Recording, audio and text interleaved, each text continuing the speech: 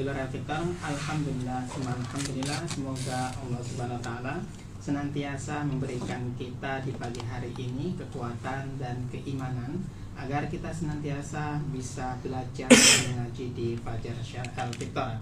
Kali ini Yai Imam ada uzur, beliau berangkat umroh, maka oleh karena itu digantikan pada beliau yang tak lain adalah guru kita juga, guru kita bersama, yakni adalah Yai Haji Muhammad Ikhwan MSI MPDI. Beliau adalah dosen di Universitas Nahdlatul Ulama Surabaya dan juga seorang dai dengan jam terbang yang tinggi.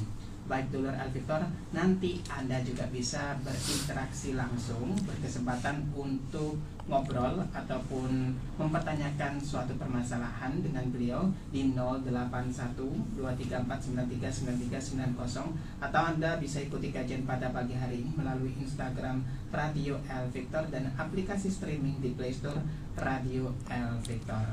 Baik dulur, kita akan mulai. Beliau sudah hadir juga di studio. Kita sapa beliau bersama. Assalamualaikum warahmatullahi wabarakatuh, Yai. Waalaikumsalam warahmatullahi wabarakatuh. Alhamdulillah, bagaimana kabarnya hari ini? Alhamdulillah, saya keluarga saya tonggo-tonggo nggih saya insyaallah. Alhamdulillah. Nggih, kabeh saya. Nggih. Pondok pesantren Al-Jihad ini untuk perkembangan bagaimana? Alhamdulillah semuanya diparingi lancar, kegiatannya lancar, pembangunannya nggih rada lancar. Nggih. Semua nggih karena doa restu para jamaah. Makanya Romo Yai itu selalu mendoakan jamaah. Dan kalau beliau umroh, beliau haji itu selalu mendoakan. Jadi beliau itu memang hatinya mungkin memang kadung pelayan umat bahasanya. Jadi dimanapun beliau itu ada, saya kan sering bersamai beliau. Itu kadang dengar begitu Al-Fatihah begitu. Jadi mendoakan jamaahnya.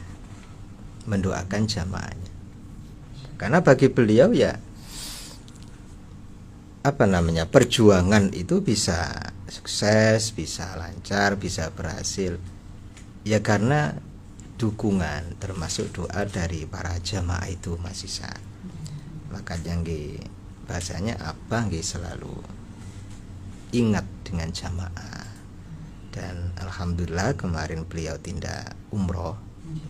Dan sebenarnya untuk acara Victor ini kan beliau nggak paling amanah.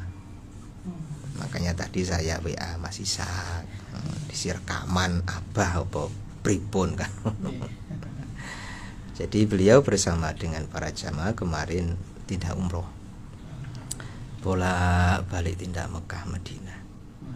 Dan memang beliau itu kalau tindak umroh, tindak haji itu Masya Allah kelihatan sehat waras begitu. Mungkin kalau bahasa kita healingnya itu mungkin ke Malang, Taman Safari, nonton bedes itu mungkin ya. Apa itu healingnya ya ke Makkah Madinah.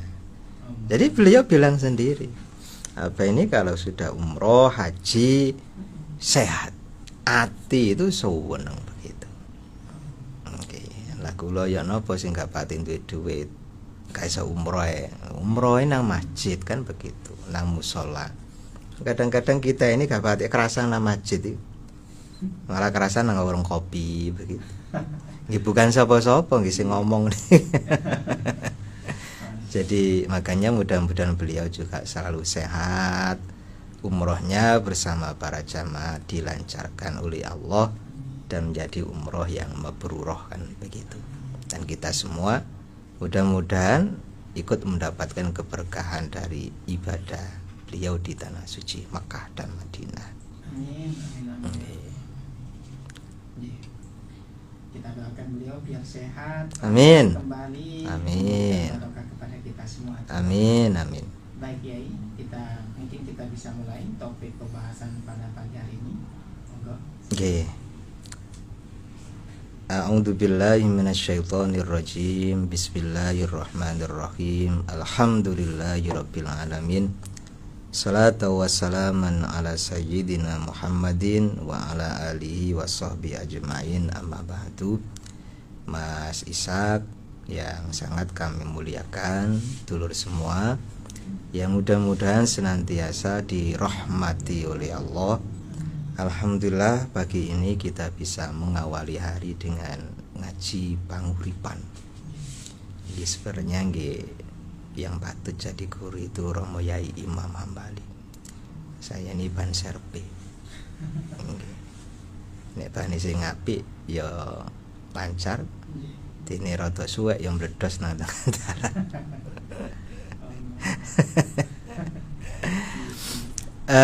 Dulur semua, ada satu kedudukan yang ditulis oleh Allah, dicatat dan diabadikan di dalam Al-Quran itu, yang mungkin bagi kita biasa, tapi bagi Allah itu luar biasa. Dan itu sudah sering kita dengar begitu. Ya, ini kedudukan orang-orang yang soleh. Nabi Ibrahim alaihissalam seringkali di dalam munajatnya beliau berdoa, Rabbi habli hukman wa alhiqni bissolihin. Rabbi habli hukman wa alhiqni bissolihin. Rabbi ya Allah, habli berikan kepadaku hukman. Hukman itu hikmah. Satu apa namanya? Ilmuati sing pinter njupuk pelajaran kehidupan. Itu namanya hukman, ilmu hikmah. Tiyang niku kan kadang-kadang mboten pati iso atine membaca kehidupan dan mengambil inspirasi serta napa nggih bahasane nggih gawe bekal untuk hidup. Kadang mboten saged. Misalnya enten bencana alam, ngonten niku nguyah selfie mboten ndongakno, enggak mengambil pelajaran macam-macam begitu. Ada orang yang meninggal dunia enggak diambil pelajaran. Malah seringkali di zaman sekarang iki ngapunten, orang takziah itu ambek rokokan jedak-jeduk, ambek ngobrol, kadang mesu barang mambang ngirek nonton bal-balan totoan kalah pada waktu takziah. Masya Allah. Jadi atine niku mboten melek. Kalau bahasa Romo Yai itu atine picek. Beliau kalau matur itu kan tas-tas. Jadi enggak bisa mengambil hikmah. Nah, Nabi Ibrahim berdoa itu agar diberikan oleh Allah kelembutan hati, ketajaman mata hati untuk bisa mengambil pelajaran-pelajaran. Dan itu Masya Allah zaman sekarang sangat butuh kita ini. Sehingga hati kita ini selalu waspada kan begitu. Cuma yang saya bahas lanjutan doanya itu, wa alhiqni bissolihin, dan kumpulkan aku ya Allah bersama orang-orang yang soleh. Rabbi habli hukmau wa alhiqni bissolihin. Jadi pribadi sekelas Nabi Ibrahim itu ingin dikumpulkan oleh Allah bersama orang-orang soleh. Padahal beliau seorang nabi, seorang rasul, abul anbiya yang sangat luar biasa dong. Tapi doanya begitu. Wa alhiqni bissolihin, kumpulkan aku bersama orang-orang soleh. Itu Nabi Ibrahim. Yang kedua, Nabi Yusuf seringkali dalam munajatnya juga berdoa, tawaffani musliman wa alhiqni bissolihin. Begitu. Tawaffani ya Allah, wafatkan aku musliman, dalam keadaan muslim, berpasrah diri, wa alhiqni bissolihin, dan kumpulkan aku ke dalam golongan orang-orang yang soleh. Nabi Yusuf itu Masya Allah, iku nek cara rondo saiki mesti kepencut. Perawan kepencut. Kepencut sampai tangannya kiris gak kroso kan begitu. Saking ganteng. Ya mungkin mirip-mirip Mas Ishak begitu. 11-12. Bencana alam. Nabi Yusuf, Masya Allah. Itu doanya juga begitu. Tawaffani musliman wa alhiqni bisolihin. Ya Allah, wafatkan aku dalam keadaan muslim dan kumpulkan aku bersama orang-orang soleh begitu. Ya sekelas Nabi masih minta kepada Allah doa agar matinya itu dalam keadaan muslim. Dan itu ajaran Rasulullah juga, wala tamutunna illa wa antum muslimun. Kan begitu biasanya khotib. Bukan khotib. Ya ayyuhalladzina amanu taqullaha haqqa tuqatih, kan begitu pesannya biasanya. Wala tamutunna illa wa antum muslimun. Jadi Nabi Yusuf itu ingin matinya dalam keadaan muslim. Nah itu dungane Nabi ku koyo ngono. Lah kula jenengan iki Jawa. Donga njaluk husnul khotimah lho jarang. Sing sawering niku nggih njaluk duwit akeh. Kan begitu Mas Isa. Iso tuku omah, iso tuku kendaraan. Barang rezeki sing akeh, awak sehat. Lho husnul khotimah lho gak katut. Masya Allah. Nabi Yusuf mboten. Apa nggih beda derajat makom mungkin nggih. Bulan jenengan iki nek donga ya kebanyakan urusan dunya pancen. Nggih, leres. Nggih, leres pancen. Ya Allah, wis ibadah kurang, donga njaluk duit. Para nabi itu doanya ya seringkali babakan akhirat. Nabi Yusuf juga begitu, matine supaya nggawa iman dalam keadaan muslim. Ya Allah, kalau diresapi karo ati isin awak-awakan itu. Dudu nabi, dudu rasul, dudu ulama, dudu kekasihne pangeran. Nek donga ngluwadur biasane. Ya Allah, muga-muga tanah tangga saged kula tumbas.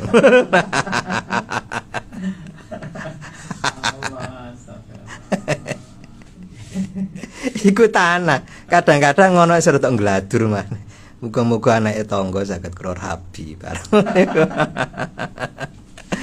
Iya, husnul khotimah iku gak dicangking. Padahal kula jenengan mati ku sing digawa ya husnul iku.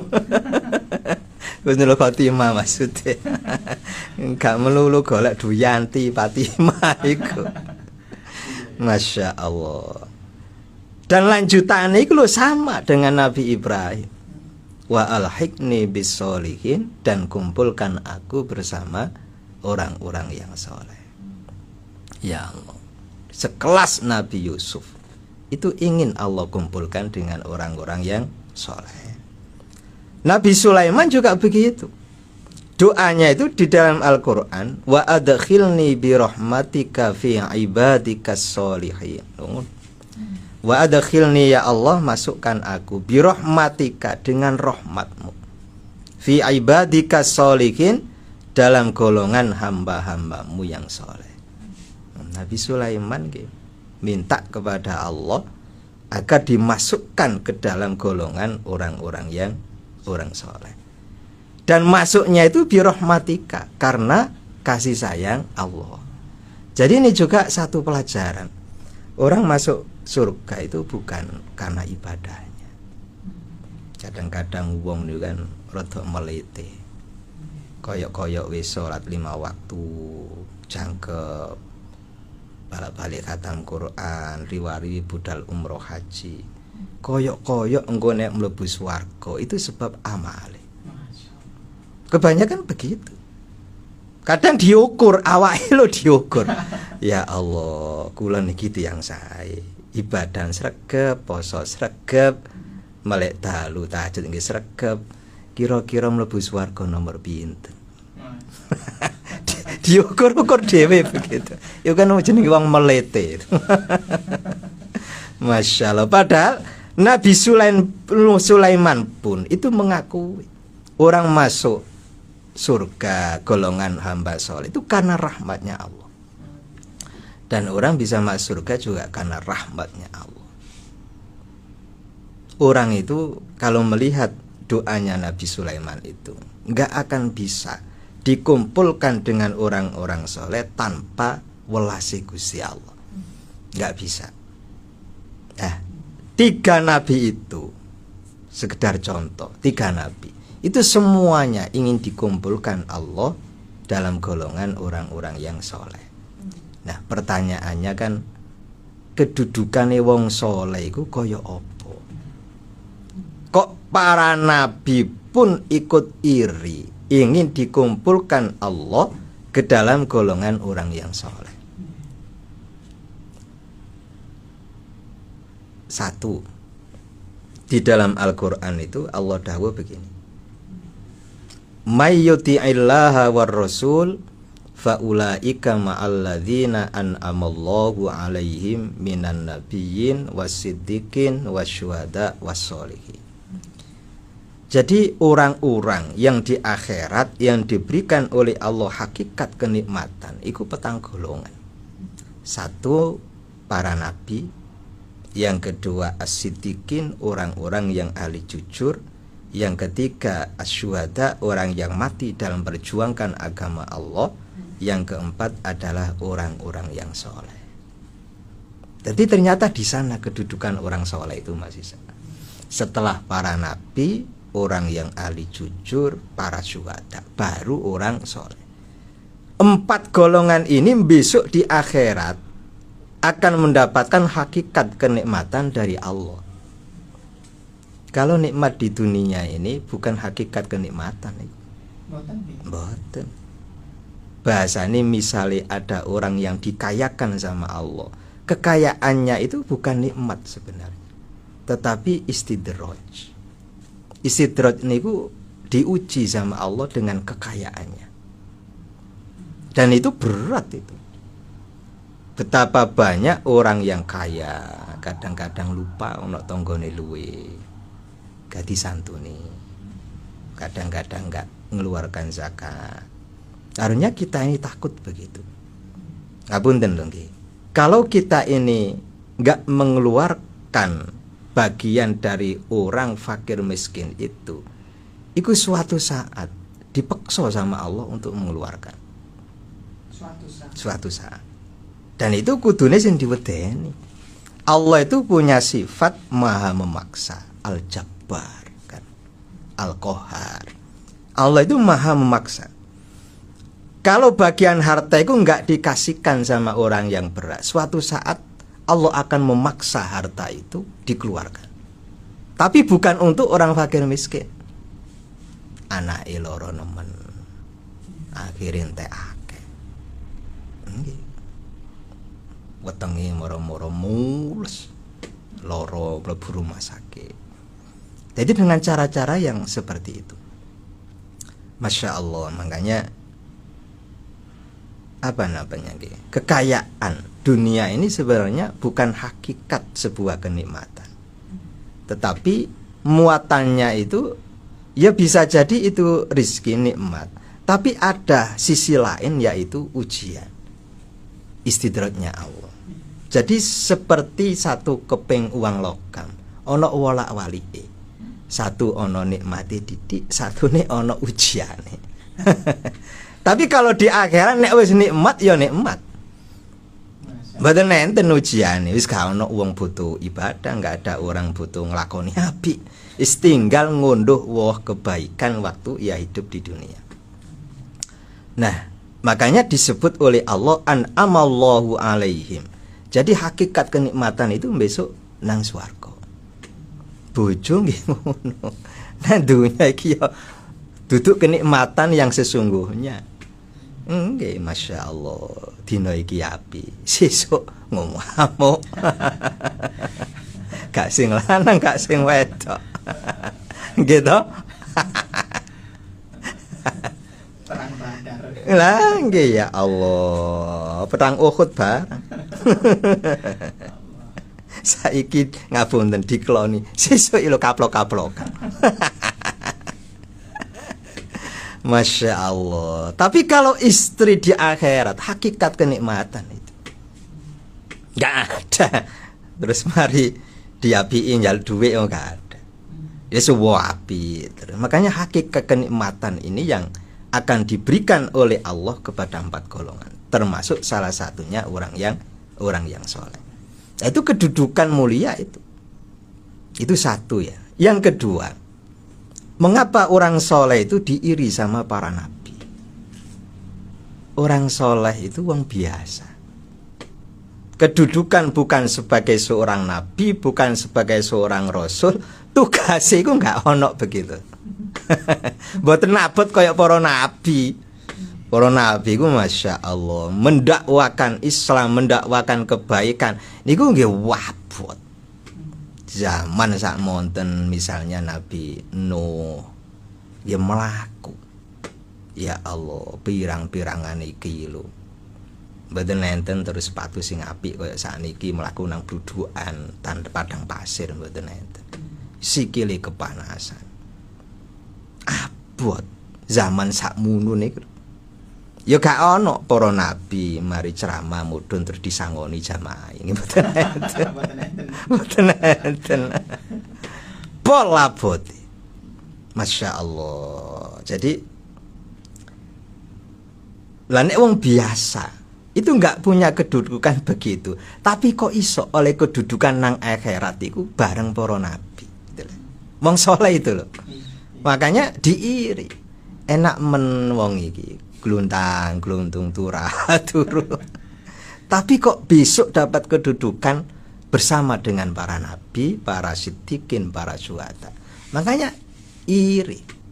Masya Allah, wong soleh itu begitu. Nggak punya tanggung jawab koyok para nabi. Sing abot koyok ngoten niku. Nggak punya tanggung jawab seperti as-siddiqin, nggak punya tanggung jawab koyok syuhada, orang yang berperang di jalan Allah kemudian mati.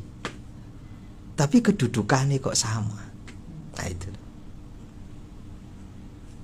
Dan yang ketiga, kedudukannya itu pernah ketika Rasulullah Isra Mi'raj didoakan sama Rasulullah di Sidratul Muntaha. Ketika Rasul bertemu dengan Allah, kan begitu. Rasul mengucapkan satu doa, kan Allah mendoakan Assalamu alaika ayyuhan nabiyyu wa rahmatullahi wa barakatuh. Semoga keselamatan atas kamu wahai nabi, juga rahmat dan keberkahan. Rasulullah itu ingat kita. Kemudian mendoakan Assalamu alaina wa ala ibadillahis sholihin. Ya Allah, semoga keselamatan itu bukan hanya untuk aku, tapi untuk kami. Wa ala ibadillahi sholihin, dan atas hamba-hambamu yang soleh. Makanya wong sing soleh iku wis didongakno Kanjeng Nabi waktu Isra Mi'raj iku oleh selamat. Makanya wong soleh iku mesti selamat. Ya kula gak patik selamat, berarti gak patik soleh. Makanya selamat bukan urusan apa kecekluk sandung boten. Selamat dunyane nggih selamat akhirate begitu. Dan itu kan Masya Allah luar biasa. Ndungone gak nang dunya, bukan di depan Ka'bah, tapi di hadapan Allah di Sidratul Muntaha. Itu pasti terijabah itu. Pasti terijabah. Itu kedudukan orang soleh. Makanya diiri oleh para malaikat. Nah, pertanyaan yang kedua, terus wong soleh itu sopo kan begitu. Nah, iku kula jenengan ini termasuk wong soleh apa enggak? Tapi husnudzon kula katut. Napa satu? Pendapate Syekh Wahba Az-Zuhaili di dalam kitabnya Tafsir Munir itu mengatakan begini. Wong soleh itu bukan orang yang suci enggak punya dosa. Wong soleh itu sebab manungsa biasa. Ya kadang-kadang nglakoni apik, kadang-kadang nglakoni dosa. Tapi kebaikannya itu lebih besar daripada keburukannya. Tak galeno dalil sing rada enak pancene. Jenengan gak sumpek-sumpek. Masya Allah. Jadi wong soleh itu begitu. Jadi orang soleh itu jenenge menungso, kadang-kadang yo apik, kadang-kadang elek. Tapi kebaikannya itu lebih besar daripada kejelekannya.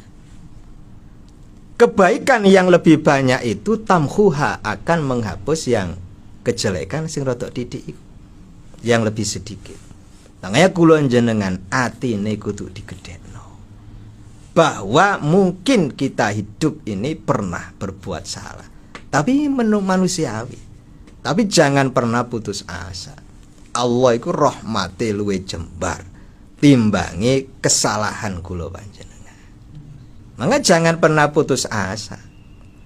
Kita yang punya laku maksiat sing akeh, dan kita yang mungkin tidak pada posisi orang yang berbuat maksiat, jangan sampai buruk sangka suudzon nang wong sing nglakoni maksiat.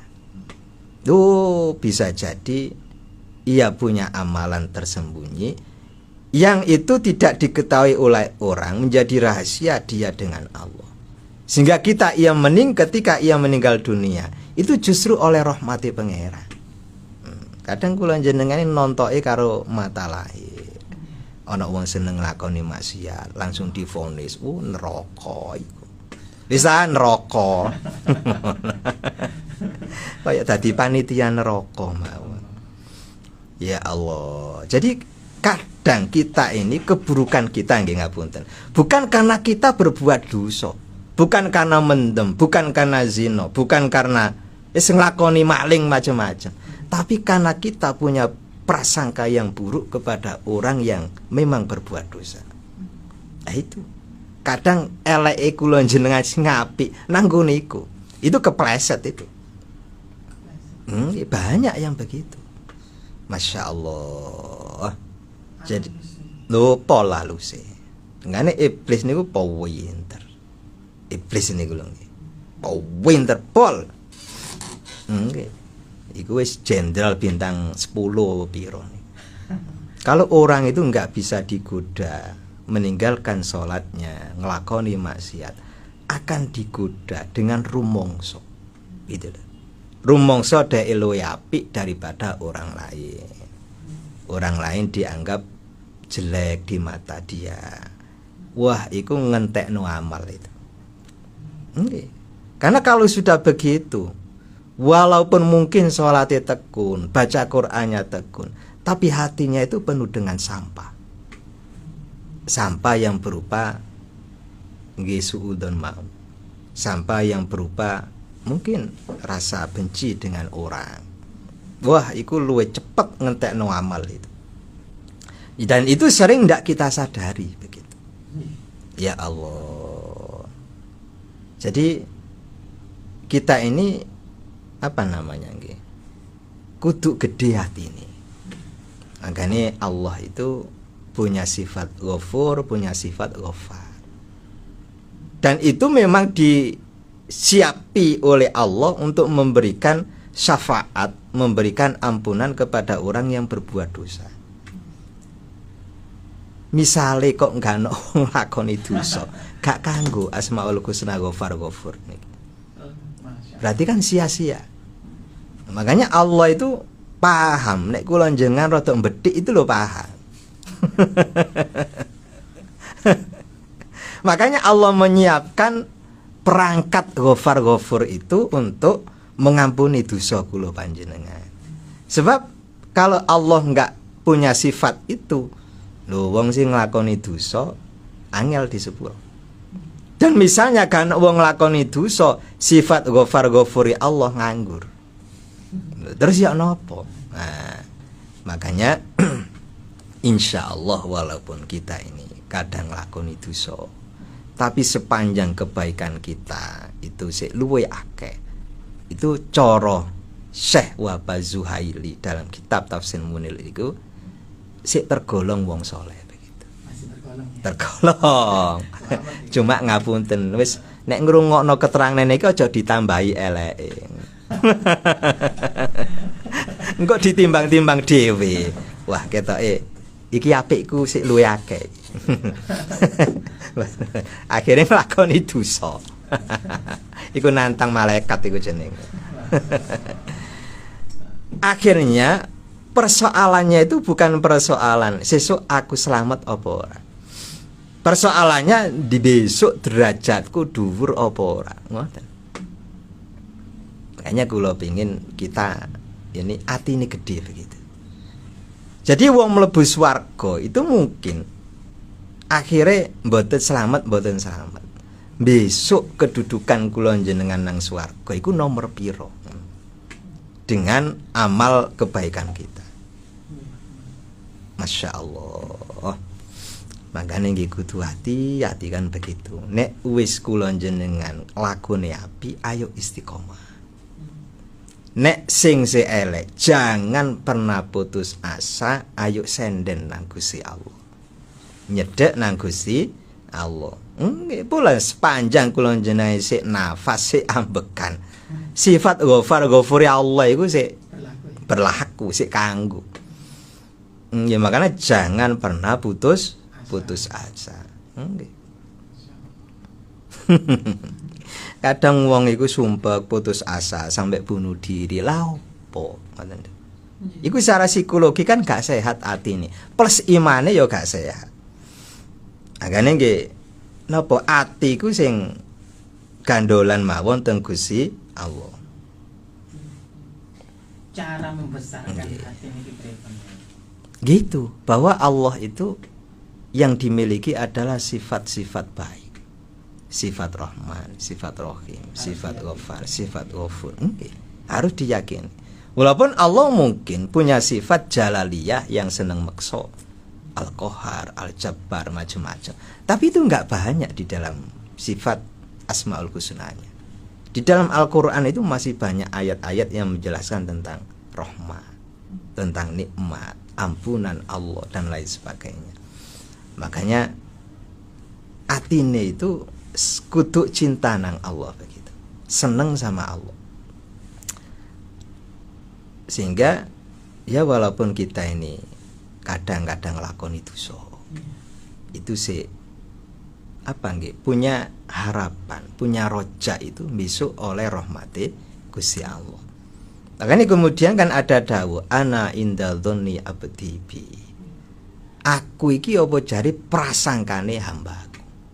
Nek wonge prasangkane apik ya ngono iku. Aku akan berbuat terhadap hambaku.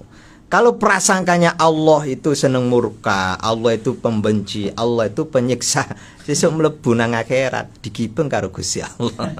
Awakmu iki tak ciptakno kok karo aku elek sangkane. Kan gak seneng iku. Lho cara Mas Ishak lho nggih. Misale kula niki karo Mas Ishak selalu buruk sangka, terus konangan, seneng napa mboten? Mboten. Coba kalau selalu saya baik sangka ke Mas Ishak.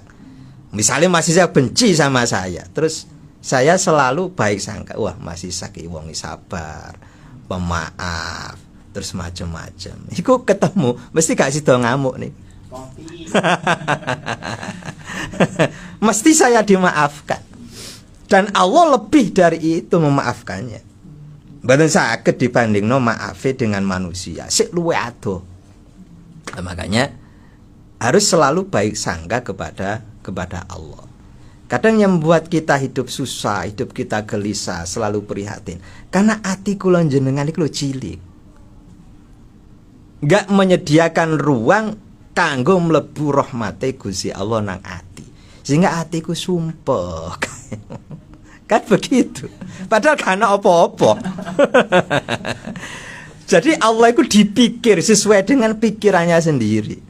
Iya nek pikirannya bener, pikirannya koplak.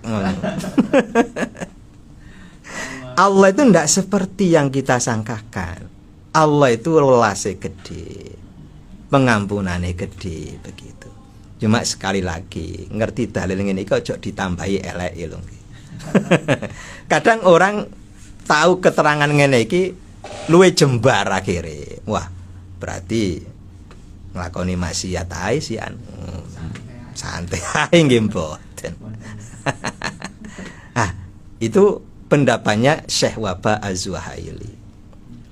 Yang kedua, ada Imam An-Nasafi. di dalam kitabnya Madarikut Tanzil wa Haqaiqut Ta'wil, itu kitab tafsir. Beliau mengatakan bahwa wong soleh iku jenenge menungso biasa ya kadang-kadang nglakoni apik, kadang-kadang nglakoni elek. Tapi wong soleh iku orang yang baik lahir batinnya. Wong sing apik lahir batine. Misale nglakoni salah iku gak ngrugekno wong liya ngoten. Tanpa merugikan orang. Nggih. Gak zalim sama orang. Mungkin dia nggih napa nggih? Maksiat itu kelas-kelas ringan. Hatinya tetap baik, lahirnya tetap baik itu. Jadi lahir batinnya itu apik. Kalau memang pendapatnya begitu, maka itu apa namanya? Sejalan dengan ayat yaumala yanfa'u malu wala banun illa man atallaha biqalbin salim. Besok iku gak ono sing selamat. Harta gak manfaat, anak laki-laki nggih mboten manfaat.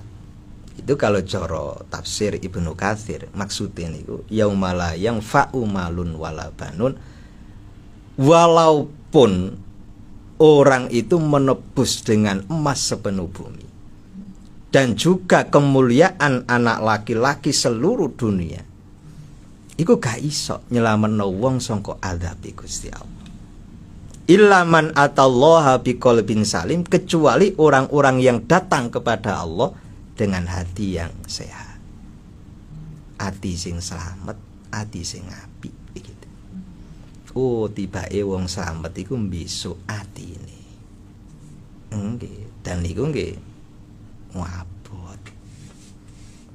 Abot bagi wong sing gak gelem nglakoni apik lho nggih. Tapi bagi orang yang sudah akrab dengan kebaikan, biasa mawon. Wong panjenengane dhek gemar berbuat kebaikan. Sudah terbiasa. Jadi kolbun salim inilah yang termasuk atine wong soleh. Orang-orang yang hatinya baik dengan siapapun begitu. Masya Allah, selamat hatinya dari musyrik, kesyirikan, dari kemunafikan. Mungkin integritasnya juga selamat dari pengkhianatan, lisannya selamat dari berkata kotor, menipu, dusta dan lain sebagainya, macam-macam lagi. Perilakunya juga selamat dari perilaku yang merugikan orang. Jadi selamat lagi. Dan ini besok yang di akhirat nanti akan disambut oleh Allah dengan salamun qaulam mir rabbir rahim itu. Jadi orang-orang yang memang hatinya itu baik, hatinya selamat. Masya Allah, ternyata golek keselamatan itu hasilnya gak bondo dunya. Duwe pikiran yang bersih, hati sing bersih, itu modal selamat itu. Okay. Sehingga apa yang ada dalam tubuh kita ini terpakai itu untuk kebaikan. Okay. Terpakai untuk kebaikan. Jangankan ada niat untuk berbuat jahat dengan tangannya, dengan kakinya, dengan lisannya. Pikiran itu terjaga. Kadang orang itu ngapunten. Iku biasanya kelakuane wong rodok ngaku-ngaku soleh itu. Salatnya sudah tekun, ibadahnya tekun. Tapi kadang pikirannya itu maksiatnya di situ. Maksiat pikiran. Nggih kaya niku wau suudzon sama orang begitu. Sehingga pikirannya itu sing kotor. Nah itu yang menyebabkan orang jadi nggak baik ya di situ. Jadi suka merendahkan orang begitu. Nganggap orang lain itu lebih rendah dari dirinya. Mboten enten. Orang lebih rendah itu enggak ono. Yang ada itu hanya di pikirannya menungso. Nggih, saestu. Dalam pandangan Allah enggak ada. Namanya orang rendah itu enggak ada. Misalnya saiki gurung salat, kan umure se ono.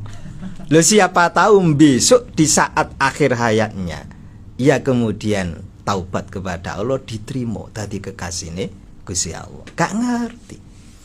Nah, makanya pikiran itu penting untuk dikendalikan.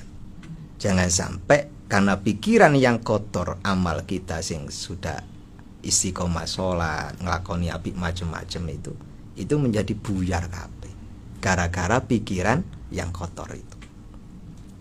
Makanya nggih sing apik ilmune Romo Yai Imam itu sing husnudzon mawon. Kuwi wala Romo Yai kuwi sapa ae sing gak husnudzoni, sampai begengke lho dihusnudzoni.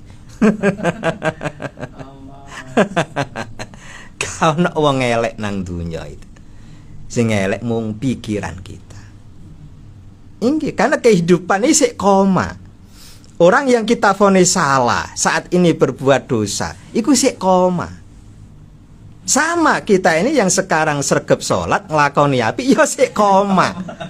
Lho, sapa ngerti titike wong sing ahli maksiat besok tibake husnul khotimah. Titik kita yang ngaku apik besok tibake kebalikannya. Naudzubillah, kan begitu. Makanya kehidupan kita saat ini ku sik koma. Sing nglakoni apik sik koma, sing nglakoni elek nggih sik koma. Cuma kadang-kadang karena kotornya pikiran kita, hati kita ke orang, sekarang yang kita berbuat baik, besok titike iku malah gak apik. Ayo, enak dadi wong elek sama wong apik. Lah nggih sik padha-padha komae kok meleweti. Biasa mawon. Makanya pikiran kita yang ada dalam kehidupan ini hanya orang baik. Misalnya masih ada orang yang nglakoni dosa, iku sik koma. Nggih. Allah itu ngapunten, Masya Allah, jembare rahmate. Kadang-kadang gak pernah nglakoni dosa. Gak pernah nglakoni api. Sekali tobat entek dosane. Langsung telas. Kan masyhur itu hadis sahih. Malaikat rebutan nyatet amal swarga apa neraka. Karena ia baru saja masuk Islam, kan begitu. Tiba dilebono swarga, gurung salat.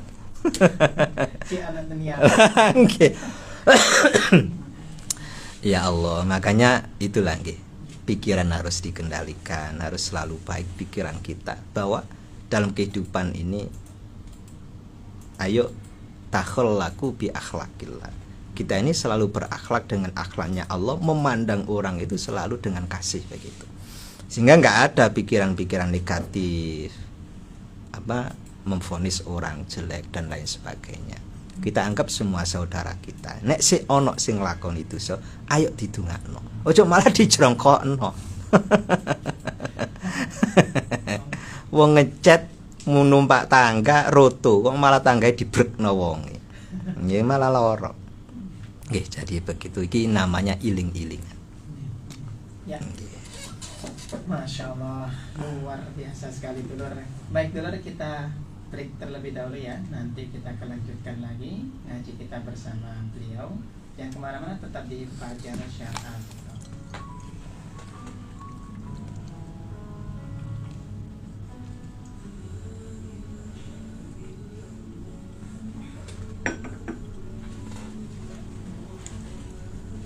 Ya, baik dulur Victor, kita lanjutkan kembali. Baik Kiai, ini ada pertanyaan dari dulur Victor. Yang pertama ini mengenai mohon diulang untuk doanya para nabi yang 3 tadi. Kemudian dilanjutkan dengan pertanyaan, bagaimana apakah orang yang mempunyai dosa sakit dikabulkan doanya kali Gusti Allah? Orang pendosa. Nih. Yeah. Doanya para nabi, satu, Nabi Ibrahim, Rabbi habli hukman wa alhiqni bis-sholihin. Doanya para nabi, Rabbi habli hukman wa alhiqni bis-sholihin. Doanya Nabi Yusuf, tawaffani musliman wa alhiqni bis-sholihin. Tawaffani musliman wa alhiqni bis-sholihin. Doanya Nabi Sulaiman, wa adkhilni bi rahmatika fi ibadikas sholihin. Rabbi wa adkhilni bi rahmatika fi ibadikas sholihin. Kemudian apakah doanya orang ahli maksiat bisa dikabulkan sama Allah? Bisa. Karena doa itu hak prerogatifnya Allah. Dan menungso mboten saged ngatur niku. Cuma secara akal, secara nas dalil niku, doa kita itu sebuah kebaikan.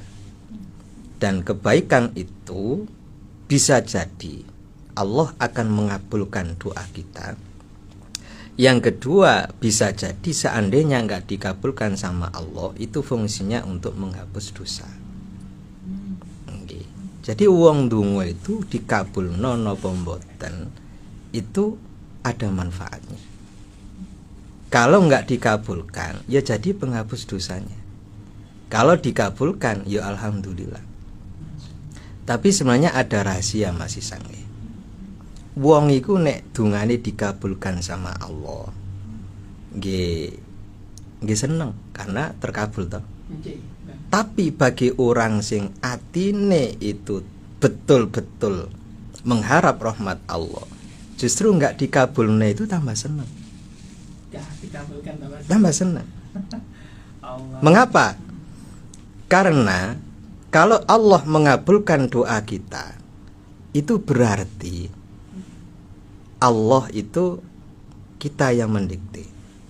Allah mengabulkan sesuai dengan keinginan kita. Tetapi seandainya Allah tidak mengabulkan doa kita, itu berarti Allah yang apa bahasanya? Keinginan kita itu sesuai dengan kabulnya Allah, keinginan Allah. Bahasane niku gampangnya, kalau kula jenengan donga dikabulno, itu berarti yang dikabulkan itu karep kula panjenengan. Tapi nek gak dikabulno doa kita, itu karepe Gusti Allah. Kira-kira dhuwur pundi karep kula jenengan karo karepe Allah? Jawabnya mesti nggih dhuwur karepe Allah. Tapi kula kepingin donga kula dikabulno, ngono biasanya. Jadi makanya takdir Allah itu yang terbaik. Nah, bagi orang-orang yang hatinya memang mengharap rahmat Allah, dikabulno apa mboten enggak jadi soal. Justru kadang-kadang enggak dikabulno itu lebih seneng dia. Karena itu karepe Gusti Allah. Bukan karepku begitu. Kalau doa dikabulkan kan karepku. Kalau enggak dikabulkan itu karepe Gusti Allah. Bahwa Allah memandang itu enggak baik buat kita. Kami wong-wong cepet tetep ngengkel, kula pengen dikabulno. Ada dikabulno. Ya Allah, makanya ketika orang berdoa itu dikabulno napa mboten, itu sebuah kebaikan. Wong donga iku ya ibadah. Kalau seandainya enggak dikabulkan, itu penebus dosa. Makanya ndonga mawon. Dan jangan pernah mengatakan bahwa dongaku gak mandi. Itu gak boleh itu bagi orang yang berdoa. Iku gak duwe adab jenenge. Nggih, kecuali iku ndongane nang padha manungsane. Kalau ndonga sama Allah mesti dikabulkan. Nggih, cuma dikabulkannya itu sesuai dengan kehendak Allah kan begitu. Nggih, bisa jadi kita minta rumah. Tapi dosa kula jenengan sik akeh. Oh, kae nebus dosane dhisik.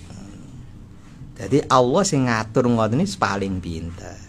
Makanya jangan pernah putus asa nek donga kula jenengan gurung dikabulno. Malah ngapunten. Dulu itu ada seorang waliullah. Dungane iku gak dikabul-kabulno. Malah wong biasa-biasa iku dikabulno. Kemudian wali ini penasaran, tanya sama Allah, ya Allah, kula niki napa kok nek ndonga mboten jenengan kabulno, jare kula kekasih panjenengan. Karena yang tahu bahwa dirinya wali kan ya orang itu. Allah jawab, aku senang mendengar suaramu ketika engkau munajat kepadaku. saking senengi Gusti Allah ngrungokno dungane wali itu sehingga gak dikabul-kabulno. Engko nek dikabulno prai hindungane. Kan begitu. Ya Allah, makanya selalu husnudzon kepada Allah. Baik, Yai, waktunya. Nggih, jam 8. Ya alhamdulillah. Mudah-mudahan kita semua selalu dalam naungan rahmat dan ridho serta keberkahan Allah.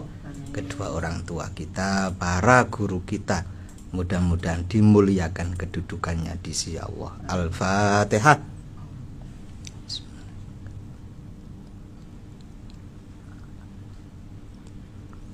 Alhamdulillah, terima kasih Mas Isat, pangapunten tulus semua. Al-afwa minkum. Assalamualaikum warahmatullahi wabarakatuh. Waalaikumsalam warahmatullahi wabarakatuh.